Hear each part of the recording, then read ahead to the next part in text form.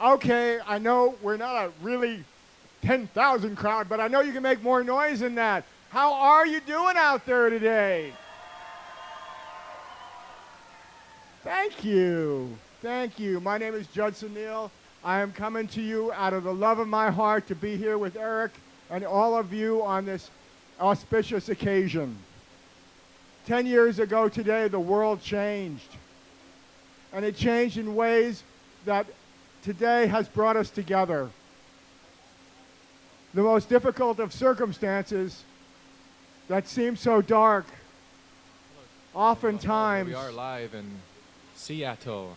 change, Give me the countdown, please. change forever.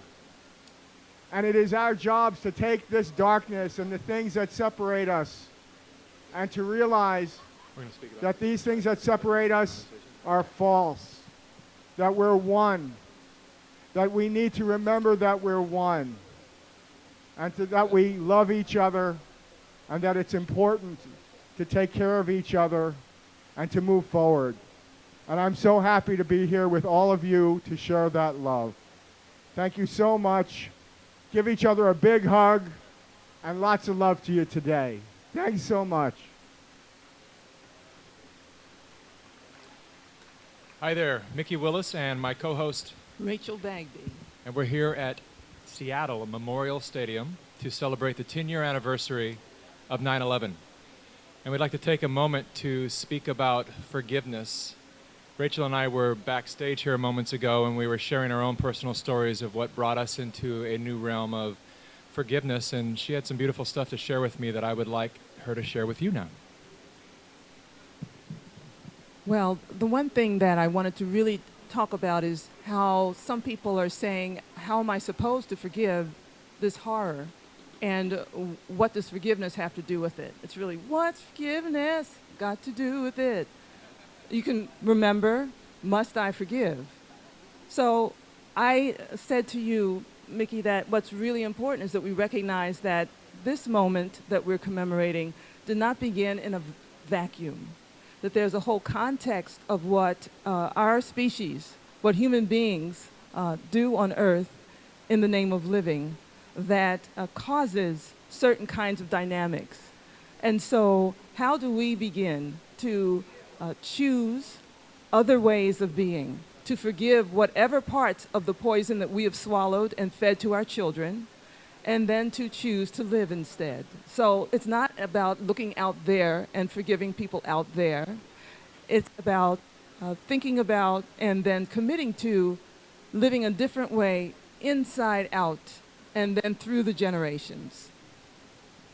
Yeah, that really touches me because it definitely, I can relate to that in my own way of the personal rage that I had to deal with in my really wanting to look inside of, how at all am I connected to the kind of stuff that happens out in the world that I disagree with the most. And if we really are here to be an expression of oneness, then how am I the they that we always refer to as the ones that are the root cause of the issue, and how even to the smallest micro degree do I carry any of that greed within me or any of that anger within me or any of that judgments or righteousness or whatever it might be. And as you said, to really do the work from the inside out, to do my best to own that within myself. And it helps me to really arrive at a greater understanding of the fear that people are totally hypnotized by that would lead anyone to want to harm another. And so that's really the work for us all to do, to first look inside and then be empowered. That gives us literally the empowerment to do something on the outside, something that moves us into a new place of consciousness. And then part of the practice of that is taking that personal responsibility. And as part of the practice of that, there's a Buddhist tradition. I study the contemplative traditions of many of the spiritual practices. In the Buddhist tradition, one of the forgiveness practices starts by asking all of those whom I have hurt or harmed, knowingly or unknowingly, I ask your forgiveness. So we're talking about a practice of radical forgiveness.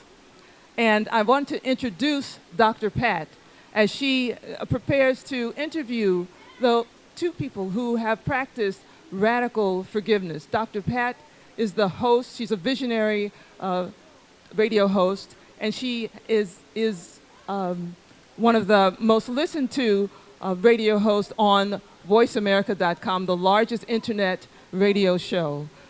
Dr. Pat is the hostess with the mostest, and she's going to interview two people about radical forgiveness.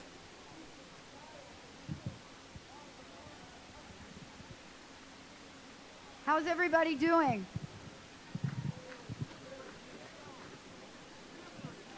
You're going to hear a story in a few minutes from two of the most unlikely individuals.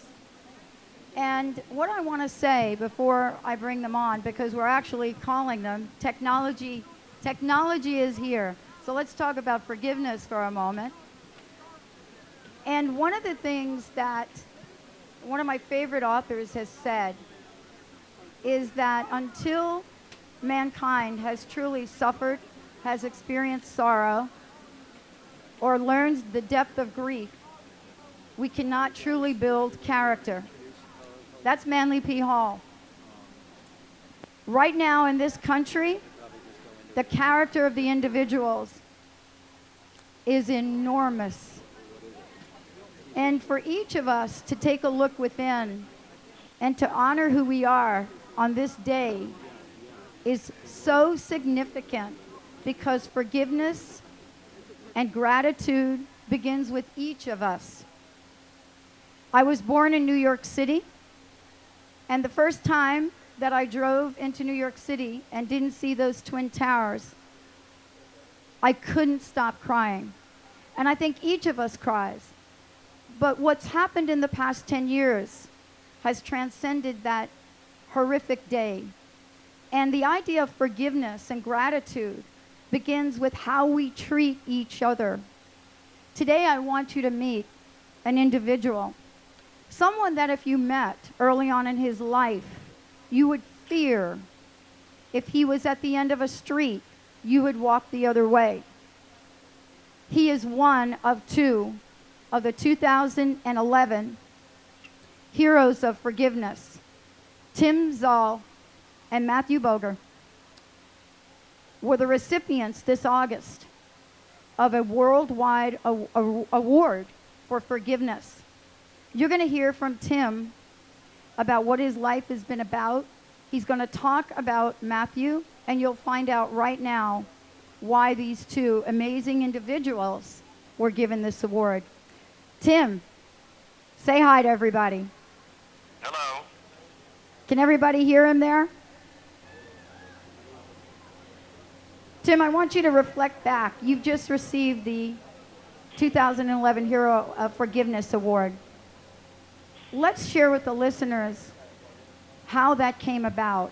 Let's share with the audience that are watching, millions of people, what that journey has been like for you. Go ahead, Tim.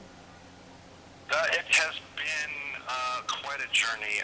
Actually, I am a former white racist skinhead, and during my youth, I was involved with quite a bit of violence. And when I was about 17 years old, me and my friends attacked a young gay man who was living on the streets in Hollywood, California. 26 years later, after I had changed my life and come to realize my wrongs and chosen a different path, I was working at the Museum of Tolerance, and I met that same person who I thought that I had left for dead 26 years earlier.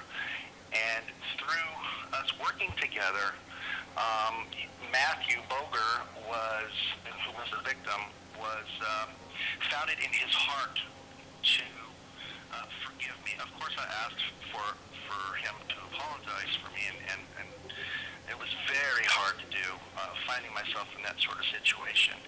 And from that point forward, we have been working together. We speak with young people, and we do whatever we can to let people know that there is a better way, that there's so much radical ideologies out there, and it's like it says on the graphic that people are being shown radical forgiveness. We have to be radical in our love for one another. We have to be radical in the way that we deal with these things. Tim, one of the things that you and I got to talk about, I've interviewed Tim and Matthew on the show. One of the things we talked about was your particular role and that alley a long time ago. And you shared that story on air of you personally and what you were asked to do as Matthew was laying on the ground near death. Let's share that with the folks here today, because when we talk about the word radical, we really are talking about a transformation that not only starts from within, but it takes you on a journey to share that with others. Tell us about that, Tim, and then from there, tell us about where you are now.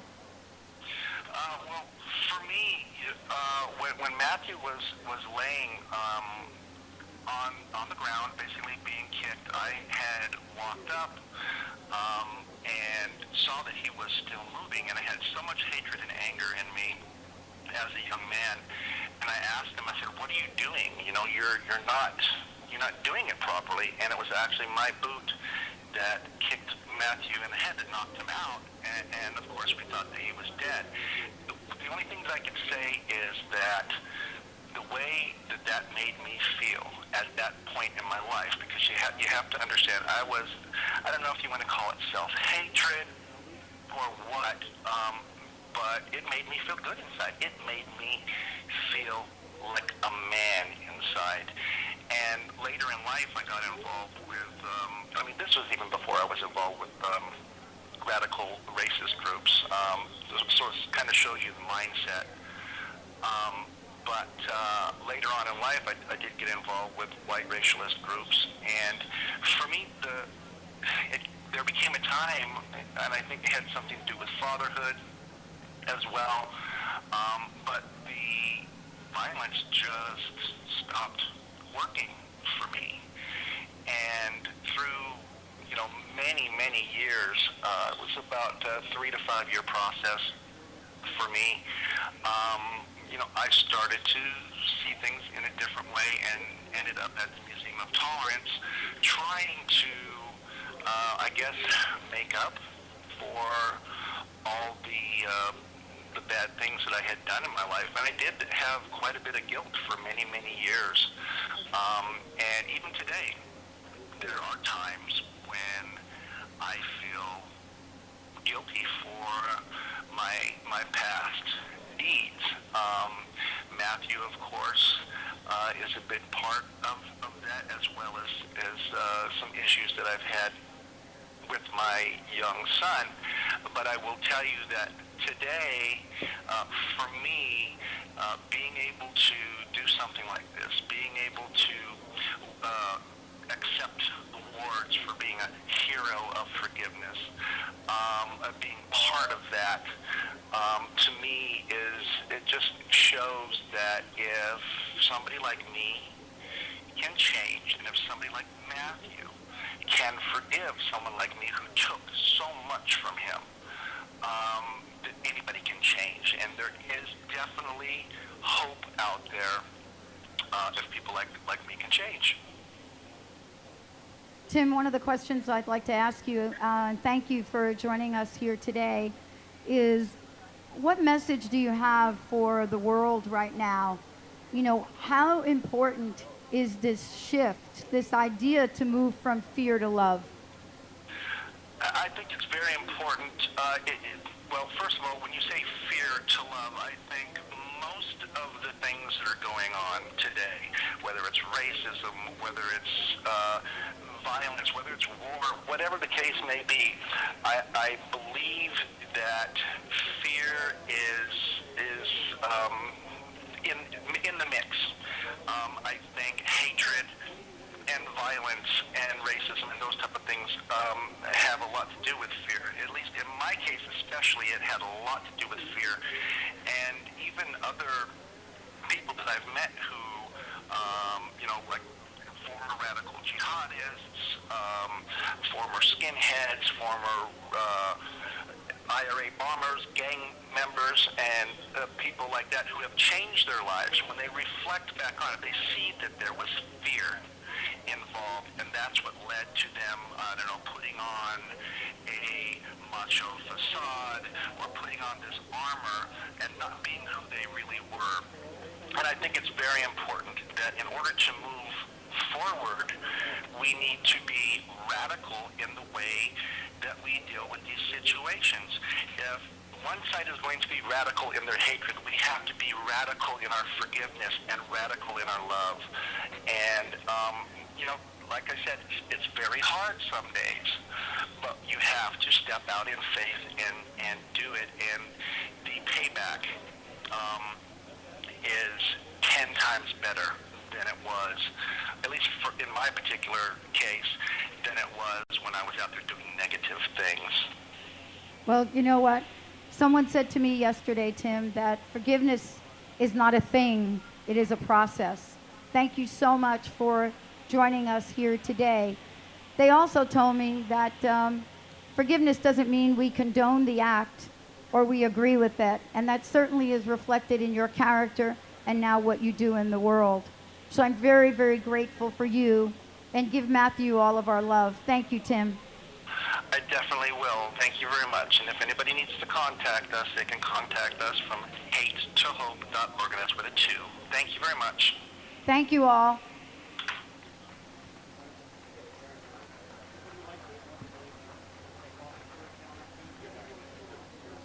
Hello again. Thank you. We're kind of going through a process here and making the shift from fear to love. It's a flow of emotions, and we're going to start bringing it up a little bit. We're moving through from the whoops. We're moving what's happening? I'll stand back here. I'll step over here. There we go. There we go. So anyways, what's coming up next is what's called Hooponopono, and it's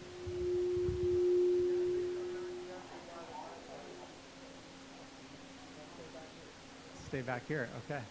So what's coming up next is what's called Hooponopono, and it's a Hawaiian or Pacific Island ancient tradition, and it's about clearing, and it's about taking responsibility. For us to step into our oneness, we have to take responsibility not only for ourselves but for the whole.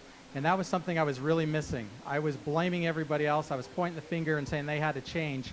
And this is coming together as a whole and kind of taking responsibility. And it's clearing the energy of, the traumas we've done collectively. And then it's also celebrating the joy and the love and the life that's around us and moving through this. And that's what Hooponopono is. It's kind of we'll watch it here on the screen, and it's a beautiful process, but that's the story behind it.